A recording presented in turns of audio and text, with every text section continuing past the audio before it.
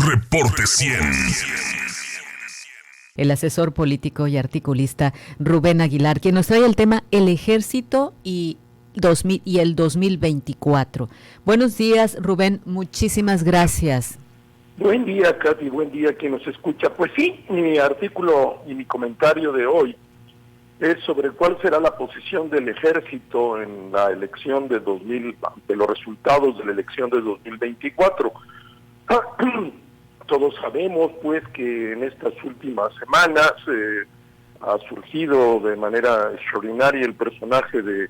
Xochitl Gálvez y que es muy probable que gane la elección interna en la oposición y que pudiera pues ser la candidata de la oposición para 2024 y también que pudiese hacerse de la victoria en 2024 de la presidencia de la República contra lo que había imaginado el estratega de campaña y dirigente del partido Morena, que es el presidente de la República. Y entonces, pues contra la historia del presidente, que 2 veces como candidato a la gobernatura de Tabasco la pierde y dice sin ninguna prueba que hubo fraude, luego 2 veces pierde la candidatura a la presidencia de la República y sin demostrar ninguna prueba dice que hubo fraude, pues uno podría imaginar con alto nivel de probabilidad que si en 24 su corcholata predilecta, que será la que le elija en los próximos días, en septiembre, al inicio de septiembre, pues pudiera decretar que hubo fraude y no reconocer el resultado de la elección en el caso de pérdida. Y entonces, pues uno se pregunta cuál será la posición del ejército una vez que en este sexenio, pues el ejército ha sido favorecido de manera extraordinaria por el presidente, hemos militarizado buena parte del servicio público mexicano, como nunca antes en la historia moderna, que había comenzado el proceso de desmilitarización de los cargos de la administración pública con el presidente Miguel Alemán. El último presidente militar fue el general Ávila Camacho. Y bueno, entonces surge la pregunta, y es legítima la pregunta, y de manera directa a un grupo de militares del más alto rango hice la pregunta: ¿qué hará el ejército en 2024 respecto al resultado de la elección? Y me respondieron primero, y me llamó la atención, citándome el artículo 177 del Código de Ceremonial Militar, que indica que cualquier militar de cualquier rango, cuando asume su cargo de comandante del nivel que esta comandancia sea, hay una ceremonia donde tiene que jurar, defender la Constitución de la República, hacerla valer para él mismo y para el país. Y en este sentido, después me decían que en la cultura del ejército está muy instalado en razón de la doctrina militar que reciben en el colegio militar, en la Escuela Superior de Guerra, y con este ceremonial al cual van siendo sujetos muchos de los altos mandos al asumir una comandancia, que el ejército siempre respetará la Constitución, que se asumen como garantes de última instancia de la vida democrática del país. Y me hacían, en tercer elemento,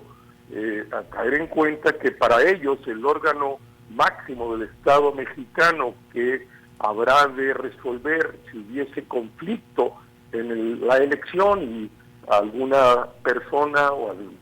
el caso particular el presidente de la República en su condición de comandante en jefe, u otras personas u otros partidos o los candidatos protestarán la elección, el resultado de la elección será el Tribunal Electoral del Poder Judicial de la Federación, máximo órgano del Estado mexicano, que habrá de decidir cuál es el tema o dirimir el conflicto en el caso de que alguien intentara negar el resultado electoral. Y pues estos militares también conocen muy bien, saben, son hombres muy enterados de lo que ocurre en México y en el mundo,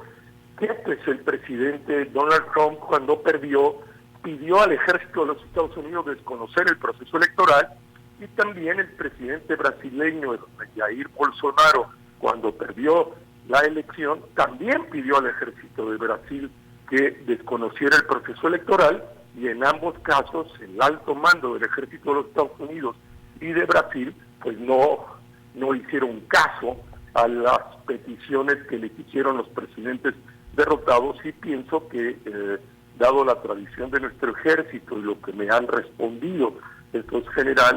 militares de alto rango, pues el ejército habrá de actuar de manera institucional, respetando las decisiones de los órganos propios del Estado mexicano para dirimir un conflicto de estas dimensiones en el caso de que pudiera ocurrir en la elección del 2 de julio de 2024. Rubén, menciona que las Fuerzas Armadas respetarían la Constitución y que ellos tendrían la posición, en este caso, lo que tuviera que decidir el Tribunal Electoral del Poder Judicial de la Federación. Ahora, si el Ejército o las Fuerzas Armadas se apegarían al Tribunal Electoral del Poder Judicial de la Federación, entonces habría que preguntarse cómo va a actuar el Tribunal Electoral respecto a los resultados de las próximas elecciones. Yo me preguntaría eso, como bien lo haces, porque en su condición de máximo órgano del Estado, pues es la última instancia. El ejército actuará respetando estos órdenes, y bueno, pues el tribunal podrá ser presionado. De hecho lo ha sido descalificado de manera permanente, igual que el Instituto Nacional Electoral, por parte del presidente López Obrador, que no es un demócrata, es un viejo autoritario del más viejo PRI, y pues se deriva, digamos, no al ejército, como eran las preguntas que nos hemos hecho muchos analistas políticos, se han publicado artículos en las últimas semanas, sino que probablemente habrá que derivar también las preguntas hacia el tribunal. ¿Cómo actuará el Tribunal Electoral en el caso de que hubiese un conflicto de alguien que no reconozca los resultados legítimos del proceso electoral, que tocará a los electores, que son los que deciden con su voto? Pero pues siempre habrá gente que pudiera no reconocer su derrota, que no tiene una vocación demócrata, sino una vocación autoritaria, y que se deriva entonces al tribunal. ¿Tendrá el tribunal la capacidad de resistir las presiones que vengan de diversos actores